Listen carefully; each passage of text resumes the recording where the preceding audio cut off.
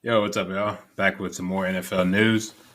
Um, when I got this notification, I was very shocked by it because I always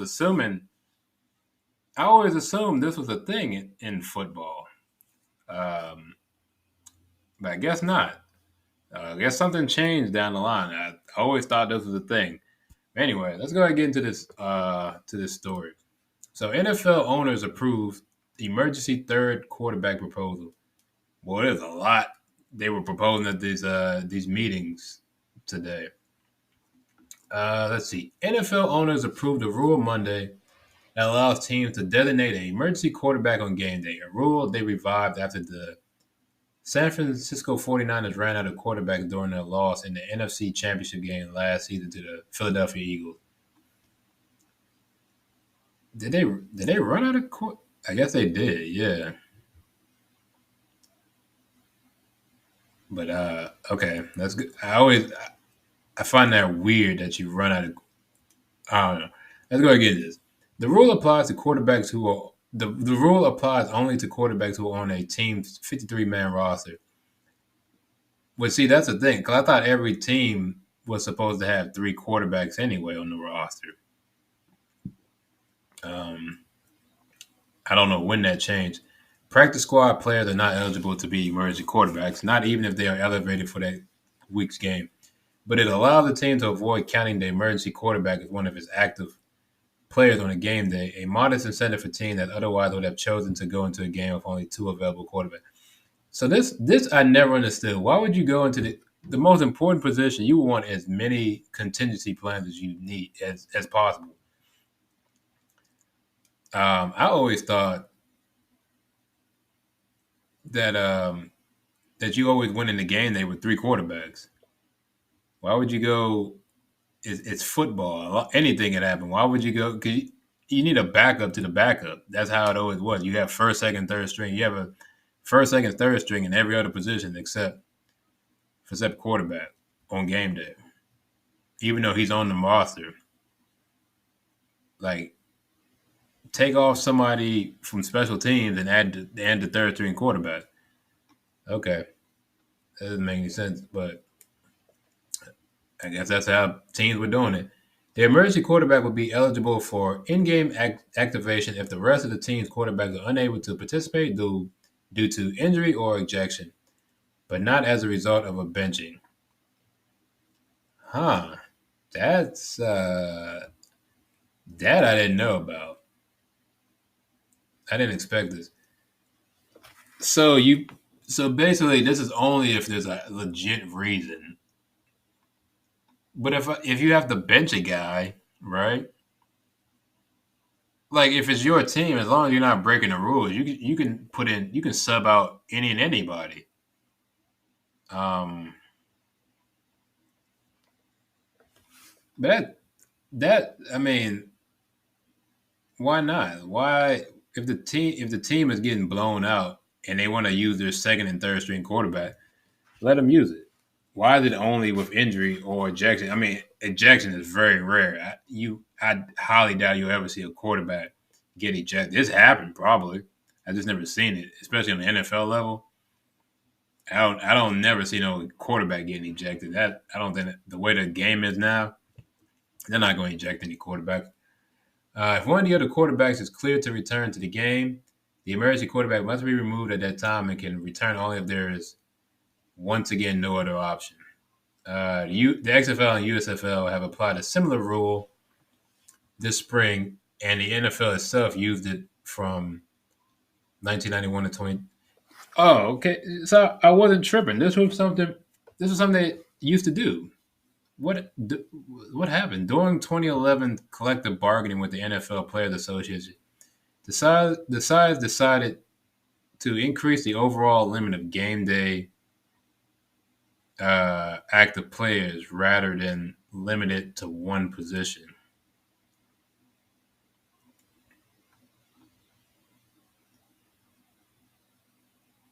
Wait, so what was the wait what? So what was the so what was the active players?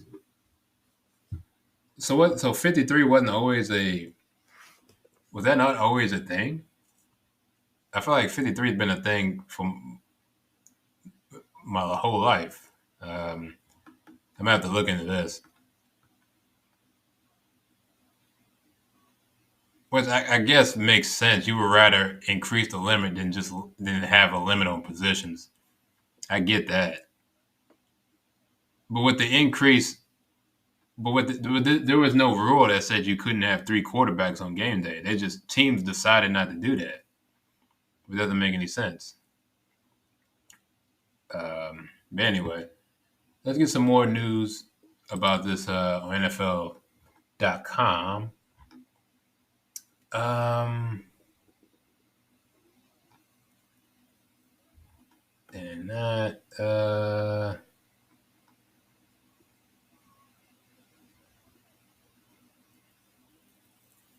So the thing right here is this basically turns it in. You basically have a 54-man roster because it says right here, NFL owners approved a bylaw proposed on Monday at the spring league meeting, allowing clubs to dress a third quarterback without using an active roster spot on game days, which essentially means you have 54 players instead of 53.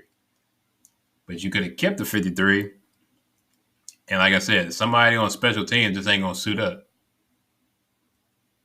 Um, the league cited on Monday integrity of the game as the chief reason for the rule change. I guess. I mean, you could just say, um, well, yeah, I guess, yeah, integrity. I mean, you don't want nobody having like quarterbacks. I mean, no, you don't want no receiver out there playing quarterback just because he has some kind of experience. You want an actual quarterback out there. They say right here, the emergency quarterback rule came to the forefront. It's obviously that the 49ers already riddled signal caller injury saw starter Brock Purdy injure his elbow on the first series of the NFC title game against the Philadelphia Eagles.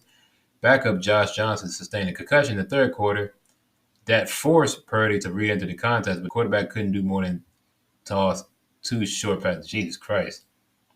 The quandary left the Niners offense dead in the water, and the Eagles, yeah, that's so dumb. I actually saw that happen. There was a high school game I went to last December, and the same thing happened. The kid got hurt like right near the end of the fourth quarter, and it was a little different because the kid they had to back up just really wasn't that good. So they had to throw the kid out. And now, granted, I think the kid had tweaked his ankle, and it just got worse and worse to the point where the kid could barely walk. But they kept him out there because the backup was just non-existent. Like he couldn't do anything, and that's just a horrible situation. That's just a horrible thing to watch. Like just a guy out there limping like that. Um, yeah. So here's the full language about the updated bylaw. 1 hour and 30 minutes prior to kickoff, each club is required to establish its active list for the game by notifying the referee of the players on his inactive list for that game. Each club may also designate one emergency third quarterback from its 53-player active inactive list, i.e., elevated players are not eligible for designation, who will be eligible to be activated during the game. So basically, if the guy gets moved up from the practice squad, that guy can't be the third. That can't be another quarterback. It has to be somebody else. Um, will be eligible to be activated during the game. The club's first two quarterbacks on its game day active list are not able to participate in the game due to injury or disqualification. Activation cannot be a result of a head coach's in-game decision to remove a player from the game due to performance or conduct. I still don't understand that at all. Why not? If either of the injured quarterbacks is cleared by the medical staff to return to play, the emergency third quarterback must be removed from the game and is not permitted to continue to play quarterback or any other position, but is eligible to return to the game to play quarterback if another emergency third quarterback situation arises. A club is not eligible to use these procedures if it carries 3 quarterbacks on its game day active list. 47 or 48 players in 2023. Okay, so there are teams that carry 3 quarterbacks on game day. This rule doesn't have to exist then, because that's what I thought. You can have your 53-man roster can consist of anybody as long as you let the referees know who is on your active list. That's on the coach. Stop suiting up 2 guys. Why would you not suit up a third guy in this day and age? Quarterback is everything. Like I said, somebody from special teams is just not going to suit up. It's all right. Like I said, you can get. I'm not saying anyone can do special teams. Special teams is hard, but what I'm saying is, if you really need a special teams guy, I'm sure someone will volunteer to run special teams. Well, most guys. I mean, a lot of these guys make so much money. They wouldn't have to do like you're not gonna have Travis Kelce out there running on kick return defense. That's stupid. But what I'm saying is you can get away with missing the guy on special teams. You can't get away really with 2 quarters. Now, luckily, most guys are, for the most part, you never really get to that part where you're down to your third string. That's a very rare thing, even if you do sit up 3 guys every week. But I always thought that was a thing. I don't know when that changed for teams. Like I always thought that was a thing. Like teams suited up 3 quarterbacks anyway, just in case. You never know. Football is a rough game. Um, yeah, I don't know. I think the rule doesn't really, because that last sentence really pretty much confirmed what I thought. Teams do suit up 3 quarterbacks. So what they need to do is just make it just hey, if the coach doesn't want to suit up 3 guys, that's on him. Whatever happens, happens. That shouldn't be a league mandate thing to force. If they don't, if they want to, if they think that spot is worth more at some other position, then let them suit up that guy and let them have 2 quarterbacks on game day. That's on the coach. And God forbid something happens, that's on him because he should have had a backup to the back. You should always have a backup plan to the backup plan. But yeah, anyway, that's all I gotta say about this. What do you guys think about this bylaw? Let me know what you think. And thank you for watching. I hope you enjoyed, and I'll see y'all in the next one. Peace.